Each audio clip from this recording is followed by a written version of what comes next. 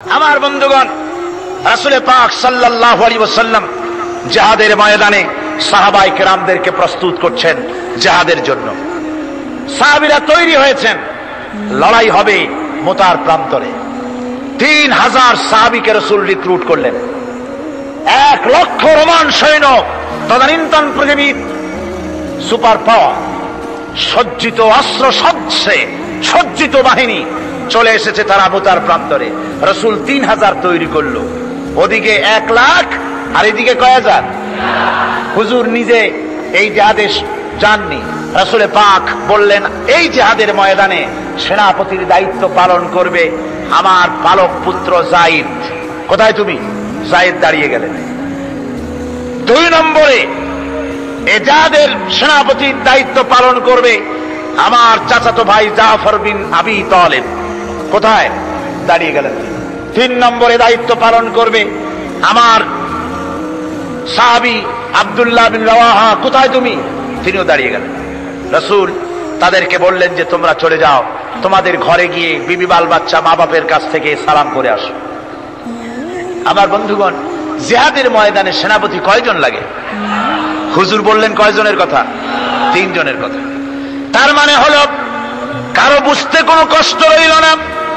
এই জিহাদের ময়দানে 3 জনের নাম যে নবীজি ঘোষণা করেছেন, এর ভিতর থেকে একজনও ফিরে আসবে না। বোঝা হয়ে গিয়েছে।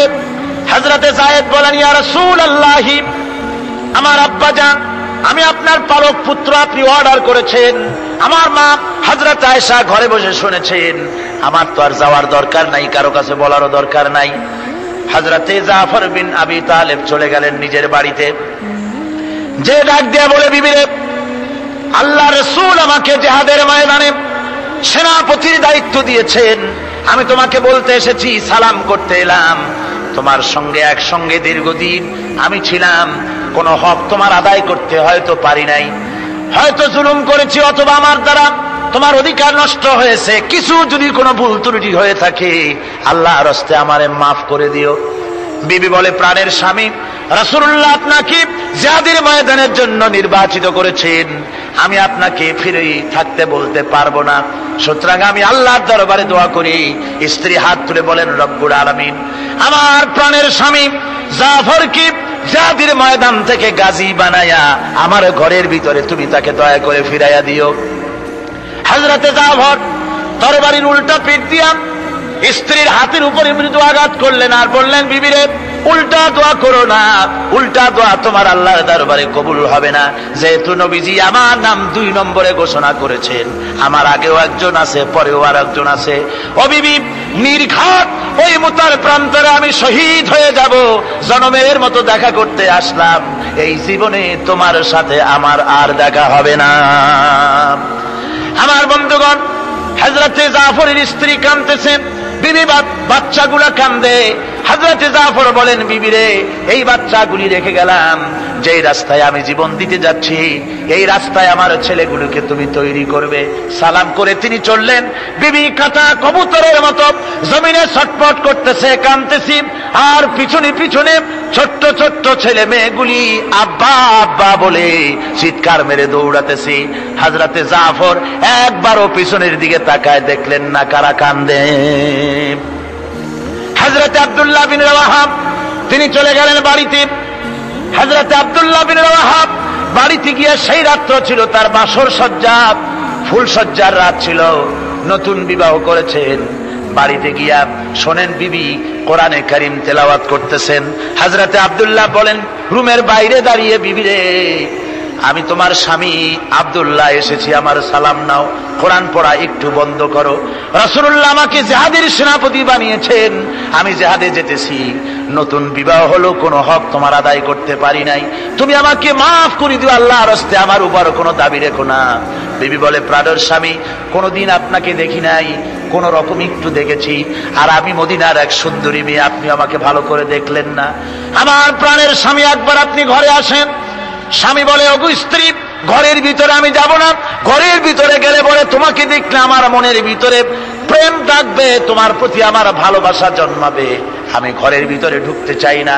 স্ত্রী বলে, প্রাণের স্বামী ঘরের ভিতরে যদি আসেন, আল্লাহর কসম আমি কোনো প্রেম নিবেদন করব না, আমি শুধু প্রাণ ভরে আপনার চেহারাটা একটা বার আমি শুধু দেখে রাখতে চাই, যাতে করে কিয়ামতের দিন লক্ষ কোটি কোটি মানুষের ভেতরে আপনাকে আমি স্বামী বলে যেন চিনে নিতে পারি। হযরত আব্দুল্লাহ বলেন, ওগো স্ত্রী, যদি এই ইরাদা তোমার হয় আর যদি তুমি ধৈর্য ধারণ করে থাকতে পারো, তাহলে কিয়ামতের দিন আল্লাহ রাব্বুল আলামিন আমি যার জন্য জান দিতে যেতেছি, ওই মাবুদ মেহেরবান জান্নাতের ভেতরে তোমাকে আমাকে স্বামী স্ত্রী হিসাবে পরিচয় করাইয়া দিবেন।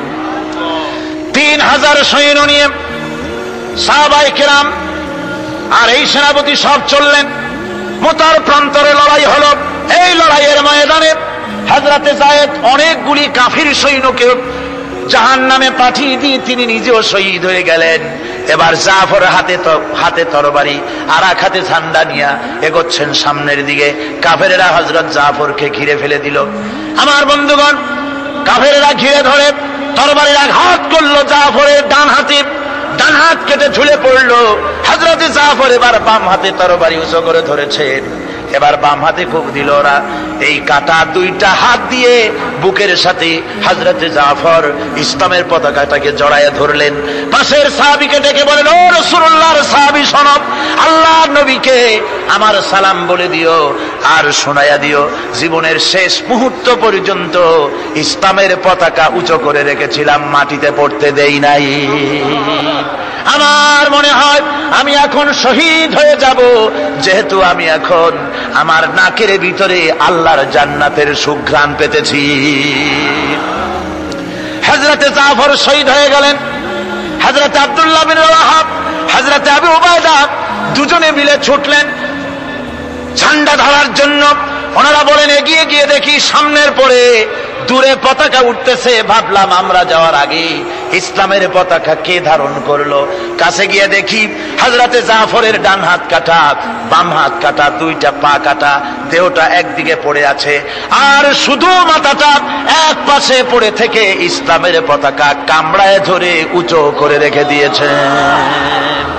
আমার বন্ধুগণ, হযরতে আবু উবাইদা বলেন, আমি হযরতে সাদের, হযরতে জাফরের হাত পা মাথা মস্তক একত্রিত করে তার পা থেকে শুরু করে মাথা পর্যন্ত চুমা খাইলাম। তাকে জানাজা করে দাফন করে রাখলাম কবরের ভিতরে। রাতের বেলায় স্বপ্নে দেখি হযরতে জাফর আল্লাহর জান্নাতের ভিতরে ফেরেশতাদের সঙ্গে উড়ে বেড়াতেছেন। আমি জিজ্ঞেস করলাম, ও জাফর, আল্লাহ তোমার সাথে কি ব্যবহার করেছেন? হযরতে জাফর বলেছেন, ওগো আবু উবাইদা, আল্লাহ রাব্বুল আলামিন আমাকে বলেছেন, জাফর রে, আমি তোমার শাহাদাতে খুশি হয়েছি, তুমি আমার কাছে আর কি চাও? হযরতে জাফর বলেন, আয় আল্লাহ পাক, কিচ্ছু চাই না, শুধু একটা দাবি, দুনিয়ায় তুমি মেহেরবানি করে আমাকে পাঠায়া দাও আর একবার যদি যেতে পারি, তাহলে তোমার দুনিয়ার বুকে তোমার দিন কায়েমের জন্য কাফেরদের বিরুদ্ধে লড়াই করে আমার জীবনটা আর একবার দিয়ে আসি।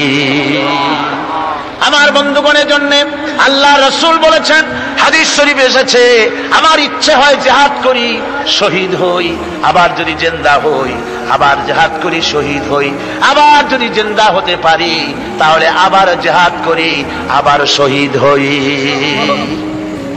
যেহেতু শাহাদাতের মওতের মতো এত বড় মর্যাদা সম্পন্ন মওত আর পৃথিবীতে হতে পারে না। আমার ভাইরা, ইসলামের জন্য জান দেওয়ার জন্য, মাল দেওয়ার জন্য সাহাবায়ে কেরাম এভাবে প্রস্তুত ছিলেন। নিজেদের জীবন তারা আল্লাহর সামনে নজরানা পেশ করেছেন, শহীদ হয়েছেন, আল্লাহ দ্বীন কায়েমের জন্য তারা প্রচেষ্টা করেছেন। আল্লাহর পথে যারা জিহাদ করার সিদ্ধান্ত নেন, মহান আল্লাহ স্বয়ং তাদের সাহায্য করেন। যুগে যুগে আমরা এর প্রমাণ পেয়েছি, আর তাই মুসলমানরা কাফেরদের উপর বরাবর বিজয়ী হয়েছে। এই ইসলামকে প্রতিষ্ঠিত করার জন্য প্রয়োজন রয়েছে জিহাদের। কিসের প্রয়োজন? কিসের? জিহাদের প্রয়োজন। সেই জিহাদ করতে কি আপনারা তৈরি আছেন? জিহাদের জন্য তৈরি আছেন? সেই জিহাদ কিন্তু সেই জিহাদ মানে কি? সেই জিহাদের আবার অপব্যাখ্যা করা হয়েছে। জিহাদের অপব্যাখ্যা করা হয়েছে এইভাবে যে ওয়ালাকিন কলমদার কাফে দুশমনাস, দুশমনের হাতে কলম ছিল, ওরা যেমন খুশি আমাদের ইতিহাসকে চিত্রিত করেছে। ওরা বলেছে ইসলামের ইতিহাস থেকে তরবারি আর রক্তের গন্ধ আসে, কিন্তু আসলে জিহাদের অর্থ তো তরবারির যুদ্ধ নয়। জিহাদের অর্থ হচ্ছে যে কোনো উদ্দেশ্যকে সফলতায় পর্যবসিত করার জন্য যে প্রাণান্তকর প্রচেষ্টা করা হয়, ওই প্রচেষ্টার আরবি নাম হচ্ছে জিহাদ। আর যুদ্ধ তার আরবি হচ্ছে হার্ব। যুদ্ধের আরবি কি? হার্ব, ওয়ার। ইংরেজিতে ওয়ার, আরবিতে হার্ব। আর জিহাদ যেটাকে বলা হয়েছে ওটা হচ্ছে যে কোন উদ্দেশ্যকে সফলতায় পৌঁছাবার জন্য যে চেষ্টা, ওই চেষ্টার নাম জিহাদ। তবে এই চেষ্টা করতে গিয়ে যখন বাধা আসে সশস্ত্র, ওই সশস্ত্র বাধার মোকাবেলা সশস্ত্রভাবে করা যেটা, ওইটা হচ্ছে জিহাদের চূড়ান্ত রূপ। কথা বুঝে আসছে? ইসলাম প্রথমে কাউকে আক্রমণ করে না, ইসলাম প্রথমে কাউকে আক্রমণ করে না, আক্রান্ত হলে পরে তারপরে এর জবাব দেয়, ঠিক কিনা? দেখেন না, হযরত আলী রাদিয়াল্লাহু তাআলা আনহু ওই যে খায়বারের যুদ্ধে, সেইখানে কেউ খায়বারের এই দুর্গ মুসলমানদের হাতে আসে না, প্রতিদিন যুদ্ধ হচ্ছে, অথচ যুদ্ধে কোনো ফলাফল দেখা যাচ্ছে না। ফজরের নামাজ, এশার নামাজের পর হুজুর বলছেন, ও সাহাবীরা, আগামীকাল আমি এমন এক ব্যক্তির হাতে ইসলামের ঝান্ডা তুলে দেব যাকে আল্লাহ এবং আল্লাহ রসুল বেশি ভালোবাসেন, এবং তিনিও আল্লাহ এবং আল্লাহ রসুলকে বেশি ভালোবাসেন, আর তার হাতেই বিজয় হবে। হযরত ওমর রাদিয়াল্লাহু তাআলা আনহু বলেন, আমার এরকম পেরেশানির রাত জীবনে আর কখনো গেছে কিনা জানি না, আমি সারা রাত পেরেশান ছিলাম যে ওই ব্যক্তিকে আমি হতে পারবো। ফজরের নামাজের পর আল্লাহর নবী বলছেন, সাহাবীরা, আমার আলী কোথায়, তাকে দেখছি না কেন? সবাই বলছেন, হুজুর, হযরত আলীর চোখ উঠেছে, তাই নামাজের জামাতে শরীক হতে পারেন নাই। হুজুর বললেন, তাকে নিয়ে আসো। দুজন সাহাবীর কাঁধের উপরে ভর করে হযরত আলী এলেন। হুজুর সাল্লাল্লাহু আলাইহি ওয়াসাল্লাম তার মুখের থুতু মোবারক নিয়ে হযরত আলীর চোখে লাগিয়ে দিলেন, সাথে সাথে আগের থেকেও ভালো দৃষ্টিশক্তি সম্পন্ন হয়ে গেলেন। সুবহানাল্লাহ। তো এখানে রাসূল পাক সাল্লাল্লাহু আলাইহি ওয়াসাল্লাম তিনি হযরত আলীর হাতে তরবারি উঠায় দিলেন। জুলফিকার বললেন, আলী, তুমি যাও, আজকের ময়দানে সেনাপতির দায়িত্ব পালন করো। হযরত আলী তরবারি হাতে নিলেন। ইসলাম আক্রমণকারী যে না, সে কথা বলতে আমি এই কথা নিয়ে আসছি। হযরত আলী গেলেন, যায় মুরাহহাবের সামনে পড়েছেন। মুরাহহাব হলো, হাদিসে এসেছে, মুরাহহাব হচ্ছে কাফেরদের নেতৃত্ব দিচ্ছে। মুরাহহাব বলছে, আলী, তোমাকে আমি কিন্তু ভালোবাসি, তুমি আসলে কেন? তোমার প্রতি আমার একটা সফট কর্নার আছে আমার অন্তঃকরণে। তুমি তোমার ছেলে মেয়েকে কি এতিম বানাতে চাও? তোমার বউকে কি বিধবা করতে চাও? আমি তো সেই বীর যে আমার সামনে এসে কেউ কল্লা সাথে নিয়ে যেতে পারে নাই। সুতরাং তুমি যদি ওদেরকে এতিম আর বিধবা করতে না চাও, আমার সামনে থেকে সরে যাও। হযরত আলী বলেন, মুরাহহাব, তুমি কাকে ভয় দেখাতেছ? তোমার তরবারি এই সমাজের কিছু কাফেরেরা ভয় করতে পারে, তুমি কি আমারে চেনো নাকি? তুমি কারে ভয় দেখাও? তাম পৃথিবীর সমস্ত কাফেরদের উপরে আল্লাহ রাব্বুল আলামিন আমাকে বাগ বানায় পাঠিয়েছে। তরবারি দিয়ে প্রমাণ হবে।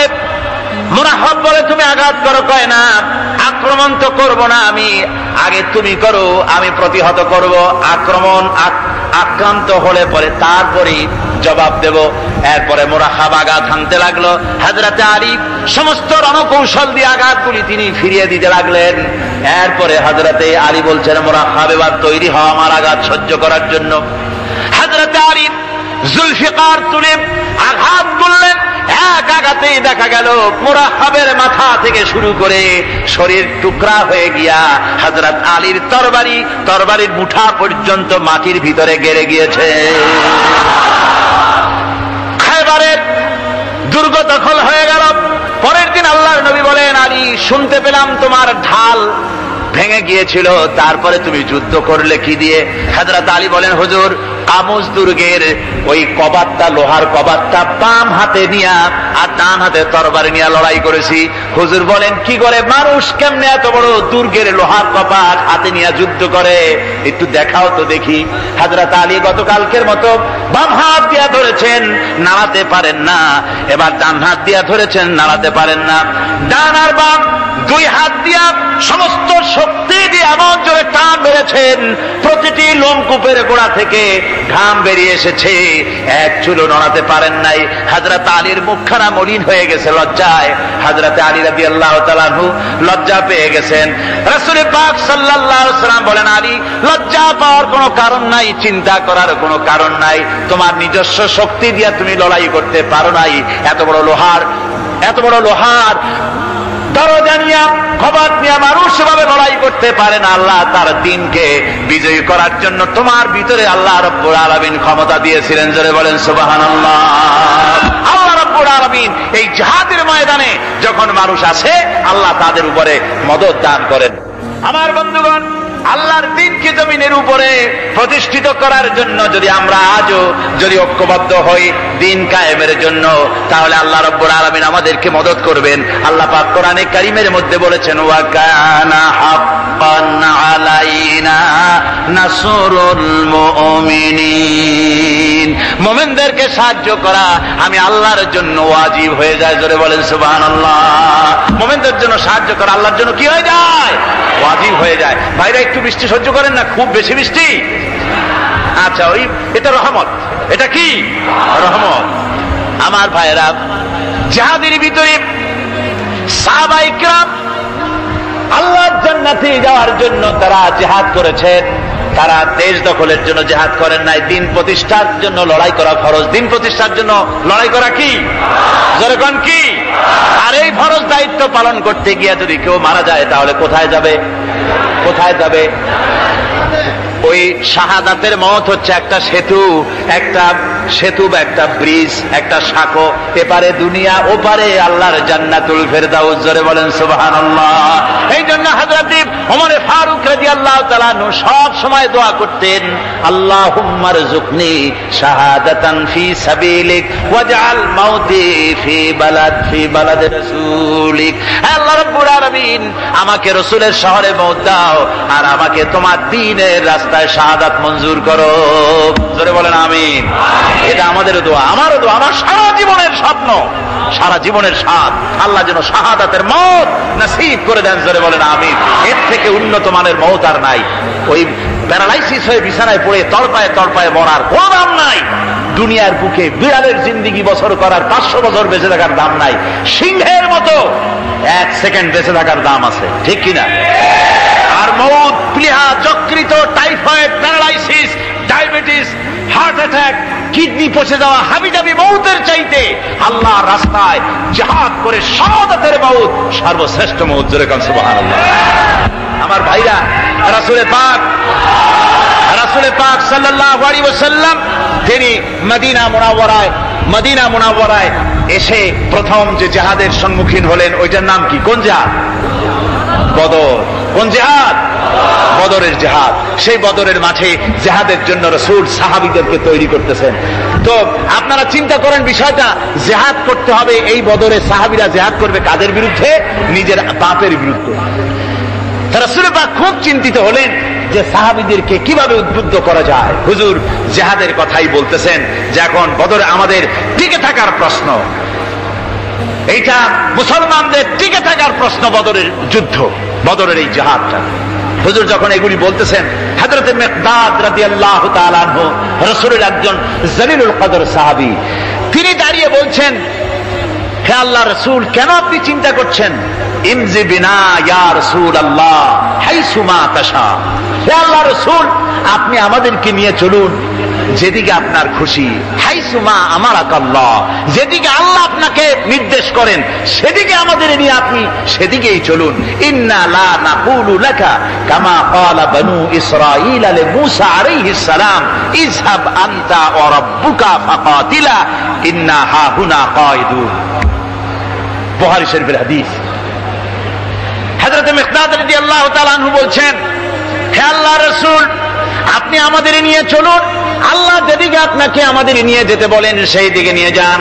আমরা মুসা আলাইহিস সালামের উম্মতের মতো বলবো না যে হে মুসা আপনি আর আপনার আল্লাহ দুজন গিয়া যুদ্ধ করেন, আমরা এখানে বসে থাকি, এমন কথা আমরা বলবো না। বাল ইযহাব আনতা ওয়া রাব্বুকা ফাকাতিলা ইন্না মাআকুমা মুকাতিলুন।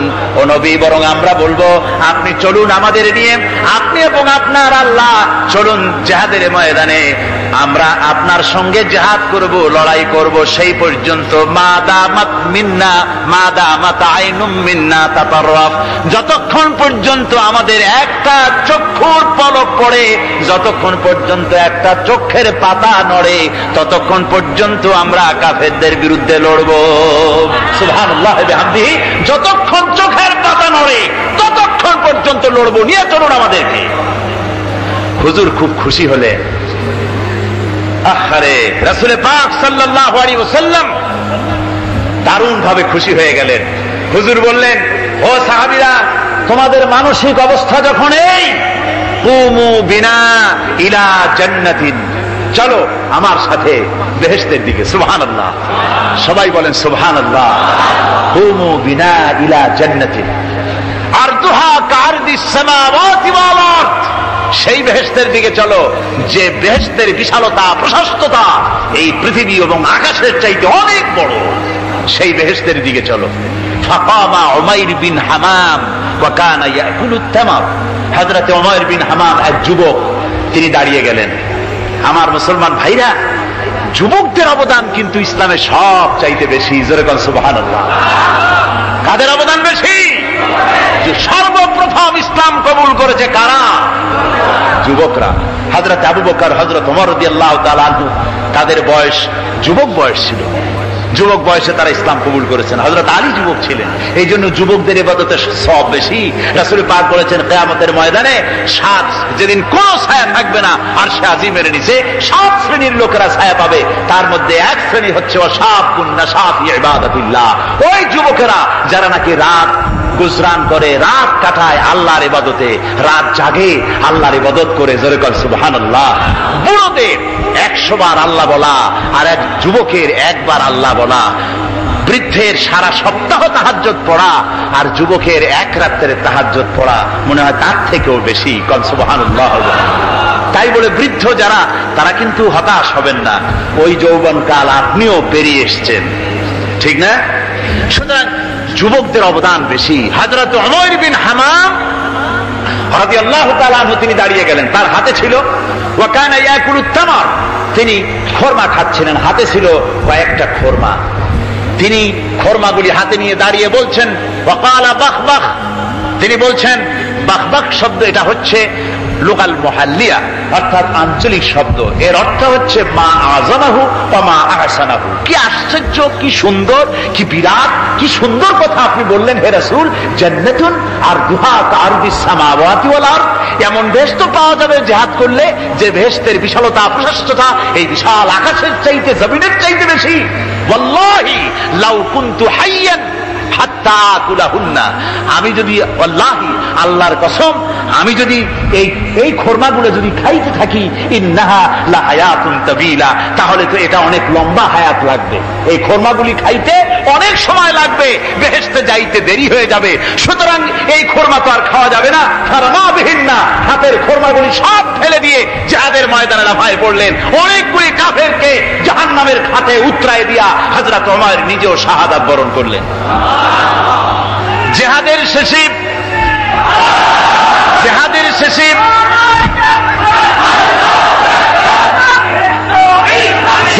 শেষে শহাদায়ে বদরের সমস্ত শহীদদের লাশ এক জায়গায় এনে সাহাবীরা বললেন, হে আল্লাহর রাসূল, আপনি যখন জান্নাতের বর্ণনা দিতেছিলেন তখন যে যুবকটা খরমা খেতেছিল আর জান্নাতের আশায় হাতের খরমা ফেলে দিয়েছিল, যে খরমাগুলি খাইতে গেলে তো সময় লাগবে অনেক, বেহেশতে যেতে দেরি হয়ে যাবে, এই কথা মনে করে হাতের খরমা ফিকে ফেলে জিহাদের ময়দানে এসে শাহাদাত বরণ, যে যুবকটি জিহাদ করেছিল তার লাশে সেও শাহাদাত বরণ করেছে। রাসূল পাক হযরত ওমরের চেহারার দিকে লক্ষ্য করে তার দিকে অঙ্গুলি সংকেত করে হুজুর বলছেন, ইন্নাকা মিন আহলিহা, ওমর, যে বেহেশতের জন্য তুমি খরমা খাওয়ার ধৈর্য ধরতে পারো নাই, আমি নবী সাক্ষী দিচ্ছি তুমি সেই জান্নাতের অধিবাসী। আমার ভাইয়েরা, ওই জান্নাতে যাওয়ার জন্য, আল্লাহর দ্বীনকে প্রতিষ্ঠার জন্য আমাদেরকে ঐক্যবদ্ধ হতে হবে। আল্লাহর দ্বীনের জন্য, আল্লাহর নবীর যে আদর্শ, সে আদর্শ প্রতিষ্ঠার জন্য এগিয়ে আসতে হবে। যদি আমরা তা করতে পারি, আমরা সংখ্যায় কত, আমাদের অস্ত্র আছে কি নাই, আমাদের জনবল কত, আমাদের সৈন্যবল কত, এগুলি প্রশ্ন না। প্রশ্ন হচ্ছে ولا تهنوا ولا تحزنوا وأنتم الأعلون إن كنتم مؤمنين। কোনো ভয় নাই, কোনো চিন্তা নাই, যদি তোমরা মুমিন হও আমি আল্লাহ তোমাদেরকে বিজয়ী করব। জোরে বলেন সুবহানাল্লাহ। মুসলমানেরা তো সেই জাতি, যাদের ময়দানে যখন মুসলমানদেরকে সাহায্য দরকার হয়েছে, আল্লাহ রাব্বুল আলামিন আকাশ থেকে ফেরেশতা নাজিল করেছে কিনা কোন? কবি বলছেন ফিজায়ে বদরি पैदा कुन फरिश्ते तेरी नसरत को उतर सकते गर्दों से कतर अंदर कतार भी। বদরের মুসলমানদের মতো ঈমান যদি আজও তোমরা আনতে পারো, তোমাদের ভিতরে হয়ে যায়, তাহলে আল্লাহ রাব্বুল আলামিন তোমাদের জন্য কাতারে কাতারে ফেরেশতা তোমাদের জন্য নাজিল করে দিতে পারেন। তোমরা সেই জাতি, তোমরা সেই মুসলমান। ফিরে আসো ইসলামের দিকে, ফিরে আসো দ্বীনের দিকে, রাসূলের সঙ্গে মহব্বতটা জুড়ে দাও। কি মুহাম্মদ সি ওফা তूने तू हम तेरे हैं ये जहां चीज ही क्या लोहे कलम तेरे। মুহাম্মদ সাল্লাল্লাহু আলাইহি ওয়াসাল্লামের সঙ্গে তুমি যদি মহব্বতের সম্পর্ক স্থাপন করতে পারো, অনুসরণ আর অনুকরণের, তাহলে আকাশ আর জমিন তো দূরের কথা, লৌহ কলম পর্যন্ত